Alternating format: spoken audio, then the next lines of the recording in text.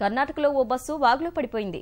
Bus వెళుతున్న సమయంలో road కుంగిపోవడం వల్ల బస్సు అదుపు తప్పి పక్కనే ఉన్న వాగులో పడిపోయింది. గడక్ జిల్లాలో ఈ ఘటన చోటు చేసుకుంది. బస్సు పడిన కాలువలో నీటి ప్రవాహం ఎక్కువగా ఉండడం వల్ల అందులో చిక్కుకున్న ప్రయాణికులను కాపాడేందుకు స్థానికులు శ్రమించారు.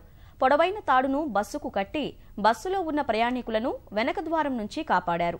కొద్దిసేపటి తర్వాత వాగులో నీటి ప్రవాహం పెరగడం వల్ల బస్సు కాలువలో మరింత ముందుకు కొట్టుకుపోయింది.